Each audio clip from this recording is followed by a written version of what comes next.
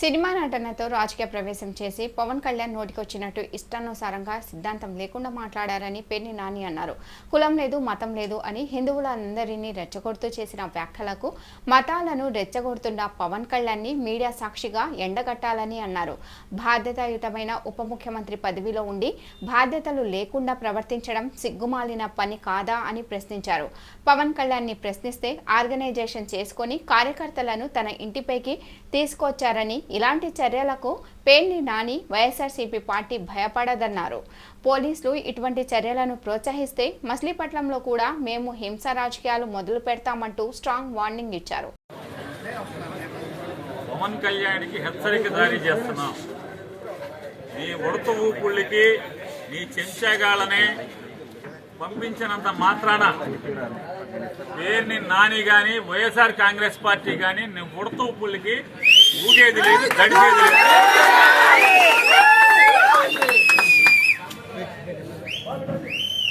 రాజకీయాల్లోకి సినిమా నటుడై 4 డ్యాన్స్లు వేసి నువ్వు వచ్చి నీ ఇష్టానుసారం ఎవరిని పడితే వాళ్ళని నోటుకొచ్చినట్టు మాట్లాడచ్చు. నోరుకి అదుపు లేకుండా ఏది పడితే అది మాట్లాడచ్చు. ఒక సిద్ధాంతం ఉండదు.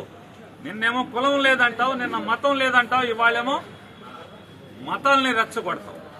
హిందువులందరూ బయటికి రండి, అదే చర్చిలోనో మసీదులోనో ఏదైనా జరిగితే వాళ్ళందరూ రోడ్డెక్కరా, వాళ్ళకు చూసి వాళ్ళకున్న ఐకమత్యం కూడా హిందువులకు ఉండదా అని మాట్లాడుతుంటే ఈ రకంగా సమాజంని కులాల పరంగా మతాల పరంగా ఎన్నికల ముందు వరకు కులాల పరంగా రెచ్చగొట్టి ఇవాళ మతాల పరంగా రెచ్చగొట్టేటువంటి దౌర్భాగ్య నీచ రాజకీయాలు చేస్తున్నటువంటి పవన్ కళ్యాణ్ని ఎండగట్టాను.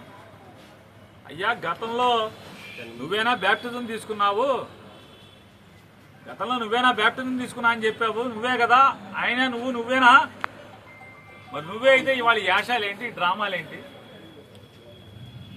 అంతకుముందు యాషాలేంటి, అంతకుముందు భాష ఏంటి, అంతకుముందు డ్రామాలేంటి. ఇవాళ ఒక బాధ్యతాయుతమైనటువంటి ఉప ముఖ్యమంత్రి పదవిలో ప్రభుత్వంలో ఉండి బాధ్యత లేకుండా ప్రవర్తించటం సిగ్గుమాలిన తనం కాదా అని నేను ప్రశ్నిస్తే, నిన్న మధ్యాహ్నం నేను ప్రశ్నిస్తే ఆర్గనైజ్ చేసుకుని సిగ్గు లేకుండా ఒక 50 మందిని పోగేసి తాగిచ్చి మా సందు మొదట్లోకి వచ్చి 4 కేకలు వేస్తే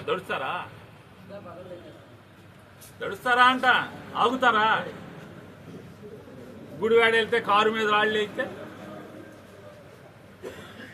మీ ఇంటికి మా ఇల్లు ఎంత దూరమో మా ఇంటికి మీ ఇల్లు అంతే కూడా దూరం అనేది గుర్తుపెట్టుకో.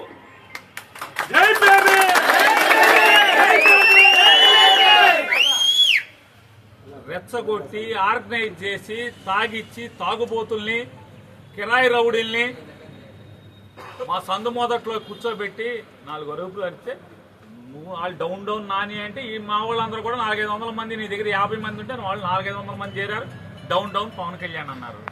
సిగ్గుపోయింది నీకే కదా. మా ఇంటికి వచ్చి మాతో తిట్లు తిన్నది నువ్వే కదా. నువ్వు డౌన్ అని ఒకసారి అంటే మా వాళ్ళు 100 సార్లు అంటారు డౌన్ అని. అలాగే మచిలీపట్నం పోలీసులకు కూడా హెచ్చరిక చేస్తున్నాం. ఈ రకమైనటువంటి తప్పుడు ఉద్యోగం మీరు చేయటం మొదలు పెడితే ఖచ్చితంగా బందర్లో హింసా రాజకీయాలు మొదలవుతాయి. పిల్లిని కూడా గదిలో పెట్టి కొడితే తిరగబడి ఒళ్ళంతా పీకుతుంది.